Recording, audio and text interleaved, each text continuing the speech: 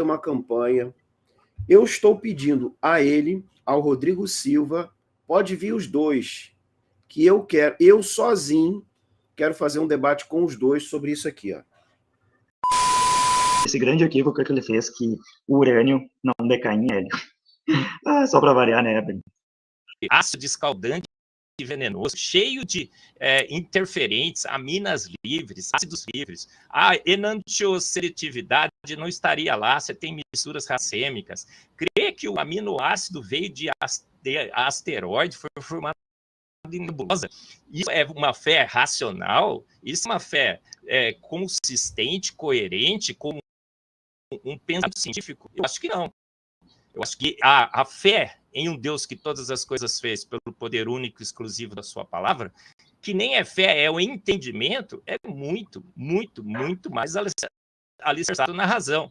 E uma fé numa terra jovem, num universo feito pronto, porque a gente tem as fotos hoje, as fotos do James Webb, as fotos do Hubble, Deep Field, deixaram que o universo foi feito pronto. Então nós temos as fotos, a gente tem o DNA mitocondrial, nós temos tem as Adão fotos. Y, nós temos o número de mutações deletérias no nosso genoma.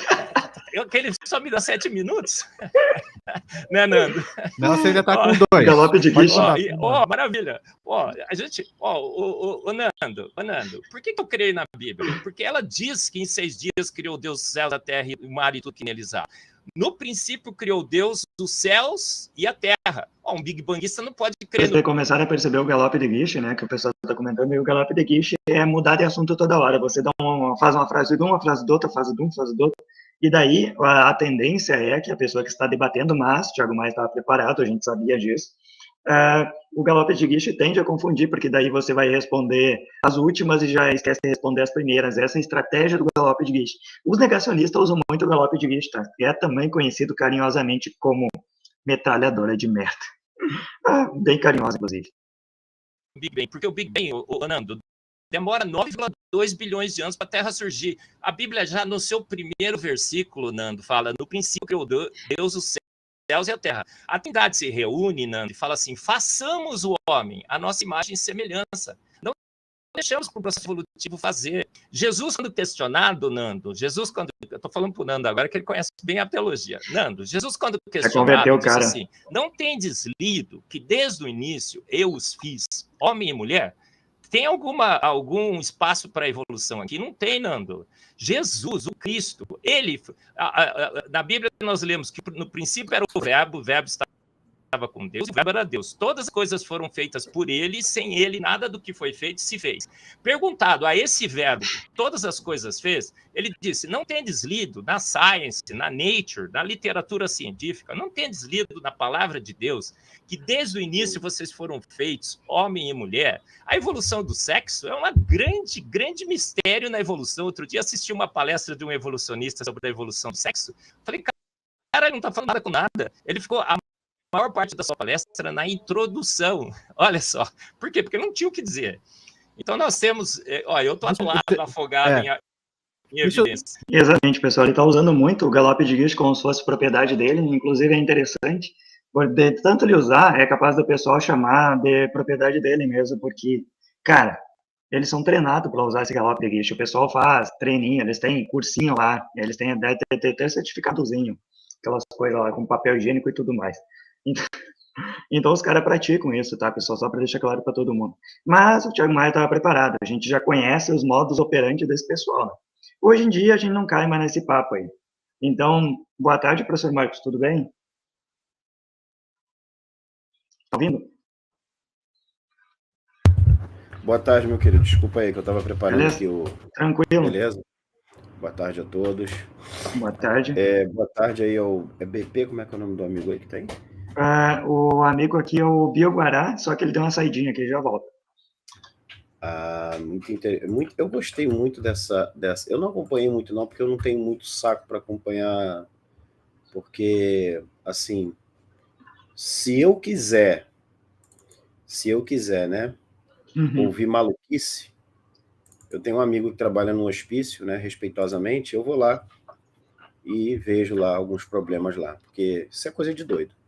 Isso é coisa de gente que está desorientada, isso é coisa de gente que é adepto de Rodrigo Silva, né?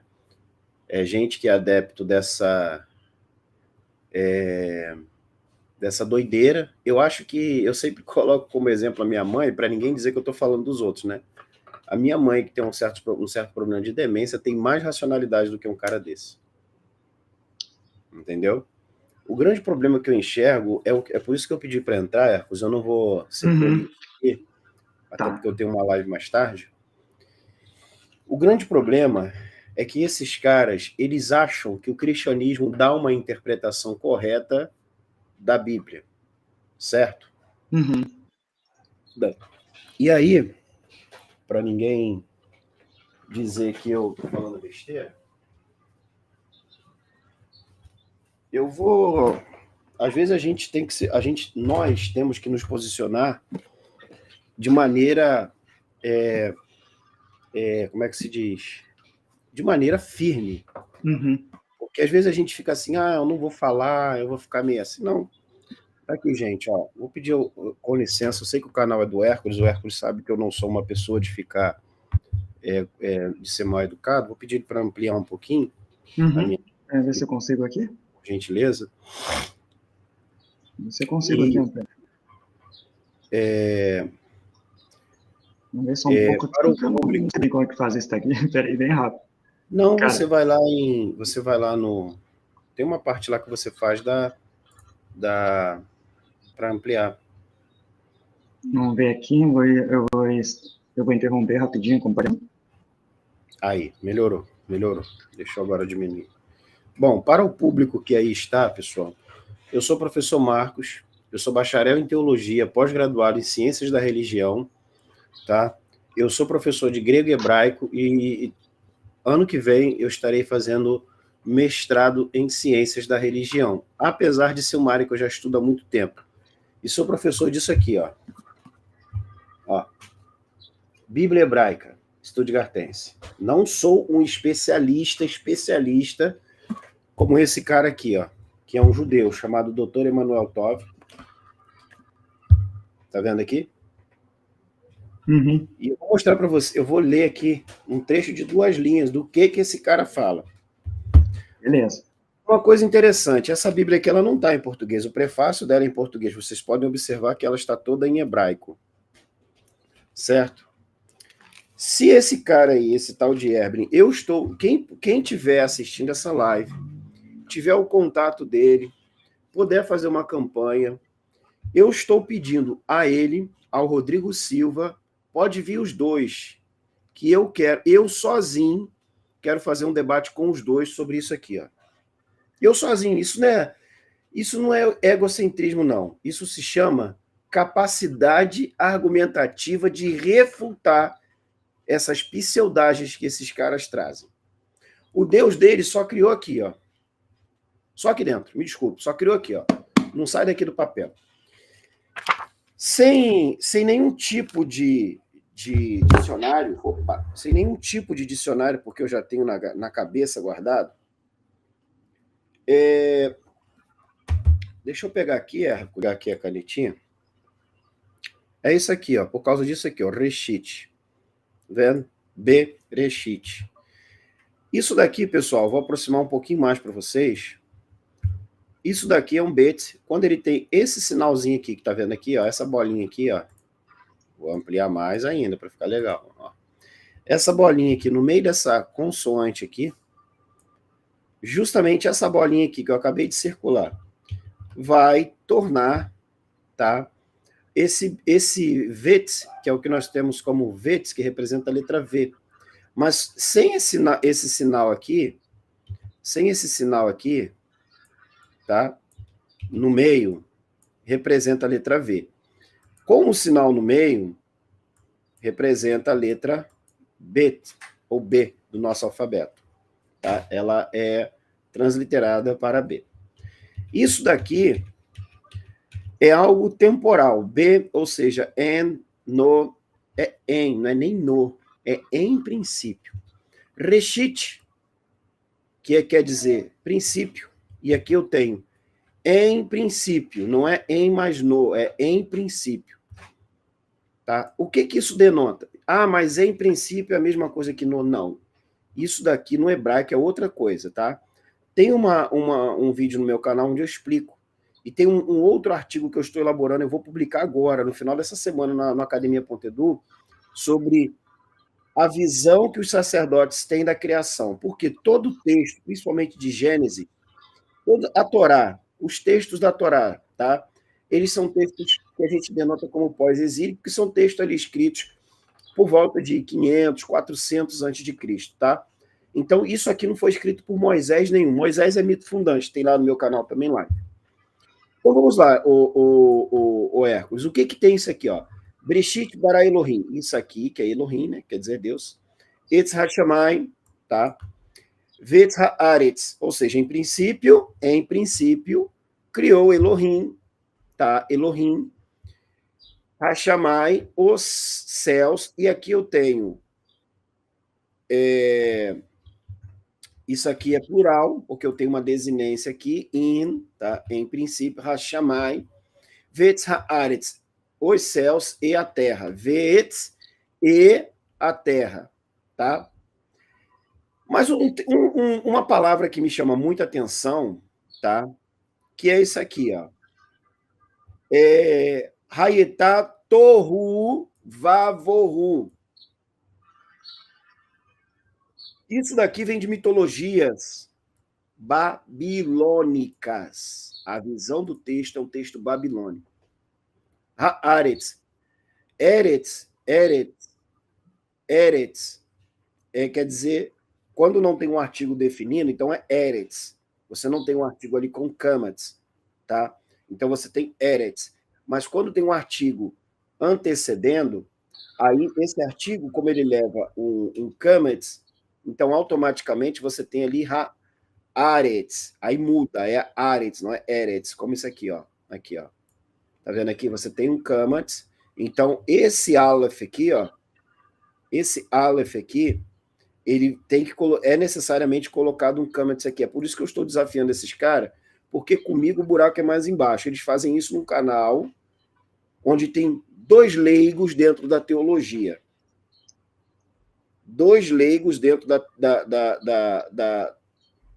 da teologia. Tá? Então, esse texto aí, para quem não sabe, é um texto que tem uma visão cosmogônica, babilônica, com outras mitologias por trás. Por que você tem ali a separação das águas superiores das inferiores? Se você pegar o mito do Enuma Elish, em que Marduk ele mata Tiamat, e o que ele faz? Ele faz uma separação de Tiamat. Então você tem ali a divisão, tá? Uma divisão. E justamente esse mito, ele vai ser ressignificado, tá? Ressignificado a partir dos judeus. Agora tem um ponto interessante, Hércules. Um ponto interessante dentro disso tudo é o seguinte, tá? É o seguinte, é que os próprios judeus, eles admitem que o texto é um texto com uma cosmogonia de outros povos. O cristianismo não admite isso, de jeito nenhum. E uma outra questão por trás disso é que você vai ver dentro da Bíblia, em Jó, em Isaías, várias visões da criação do universo. Justamente hoje eu farei uma live falando sobre Shekinah, a esposa de Javé, a esposa de Deus. Agora, olha que interessante. Eu queria muito que o Herberlin e esses caras refutassem esse camarada aqui, ó. Esse camarada aqui. William Dever. Eu queria muito que ele refutasse esses caras aqui.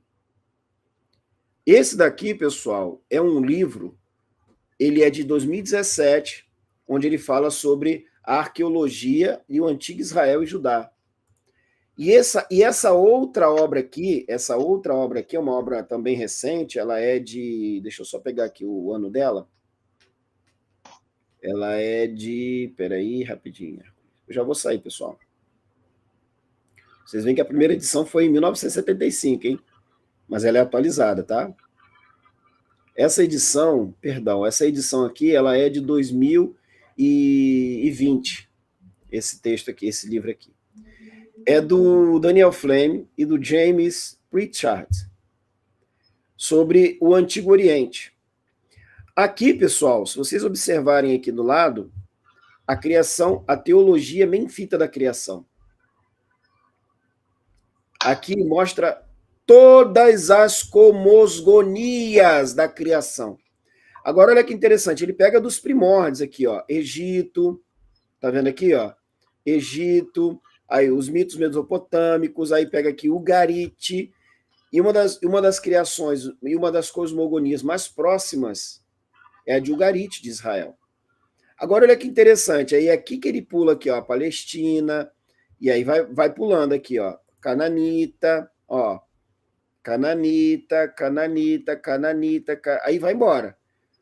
Depois é que chega na criação cosmogônica israelita.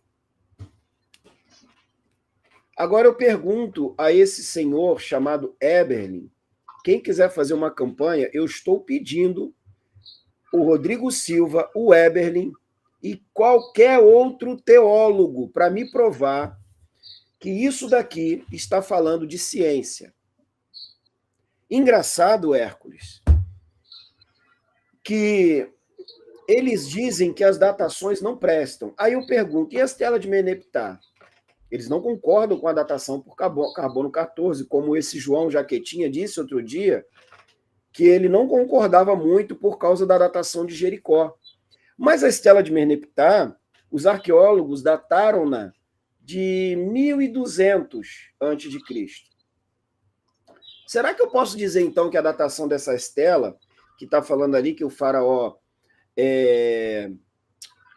Merneptah derrotou o Israel, uma entidade chamada Israel, em uma batalha, e isso é utilizado pelo Rodrigo Silva para poder legitimar a existência de um Israel?